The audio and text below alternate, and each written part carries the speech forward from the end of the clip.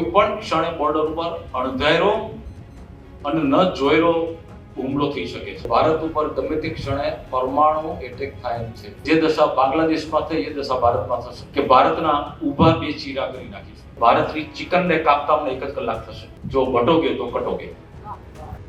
તમે જેમને સાંભળ્યા એ વરિષ્ઠ ચિકિત્સક અને લેખક ડૉક્ટર શરદ ઠાકર છે। હમણાં થોડા દિવસ પહેલા જૂનાગઢમાં એમણે આ નિવેદન આપ્યું હતું। સૌરાષ્ટ્ર વિસ્તારથી એના કારણે સવાલો ઊભા થયા છે કે શું ખરેખર ભારત ઉપર હુમલો થવાનો છે?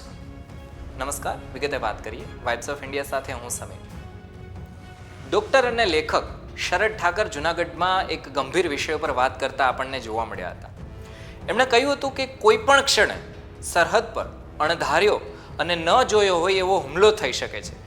એનું અપડેટ ગઈકાલે આવ્યું। ઇન્ટરનેશનલ આઈબી તરફથી ઇનપુટ આવ્યા કે ભારત ઉપર ગમે ત્યારે પરમાણુ હુમલો થઈ શકે છે। કલ્પના કરજો આપણે કઈ દુનિયામાં રાચી રહ્યા છીએ। 1 સેકન્ડ થશે, વધારે વાર નહીં લાગે। વિદ્યાર્થી નેતા ધમકી આપે છે કે ભારતના ઊભા બે ચીરા કરી નાખીશું। ડૉક્ટર શરદ ઠાકર શું બોલ્યા સાંભળીએ। કે આરબી સાવધ રહે। કોઈ પણ ક્ષણે બોર્ડર ઉપર અણધાર્યો અને ન જોયેલો હુમલો થઈ શકે છે। આ ન જોયેલો હુમલો એનું સ્પષ્ટીકરણ ગઈકાલે આવ્યું। ઇન્ટરનેશનલ આઈબી તરફથી ઇનપુટ્સ આવ્યા કે ભારત ઉપર ગમે તે ક્ષણે પરમાણુ એટેક થાય એમ છે। કલ્પના કરજો કે આપણે કઈ દુનિયામાં રાજીએ છીએ। એક સેકન્ડ થશે, વધારે વાર નહીં લાગે। અને એક જવાબદાર વ્યક્તિ વિધાન કરે છે કે જે દશા બાંગ્લાદેશમાં થઈ એ દશા ભારતમાં થશે। અને વિદ્યાર્થી નેતા ધમકી આપે છે કે ભારતના ઊભા બે ચીરા કરી નાખીશું। અને પરમ દિવસે બાંગ્લાદેશના એક સિર ફરેલાએ નિવેદન કર્યું, ધમકી આપી કે ભારતની ચિકનને કાપતા અમને 1 જ કલાક થશે। ત્યારે મારે તમને મારા તમારા આપણા બધાના 145 કરોડના ઉત્તરદાયિત્વ માટે ખાલી 1 જ વાક્ય કહેવું છે કે યોગી આદિત્યનાથનું સૂત્ર યાદ રાખજો, જો બટોગે તો કટોગે।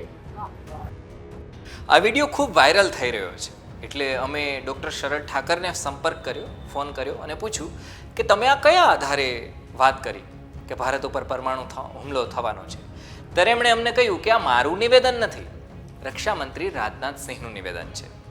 રક્ષામંત્રી વાળી કંઈક વાત એવી રીતના છે કે ગુરુવારે સંયુક્ત કમાન્ડર સંમેલન મળ્યું હતું, જ્યાં રક્ષામંત્રી રાજનાથ સિંહે એવી વાત રાખી હતી કે આપણે યુદ્ધ માટે તૈયાર રહેવું જોઈએ। મેં આર્મીને કહી દીધું છે કે યુદ્ધ માટે તૈયાર રહો। એમને પણ સાંભળીએ। भारत दुनिया का अकेला देश है।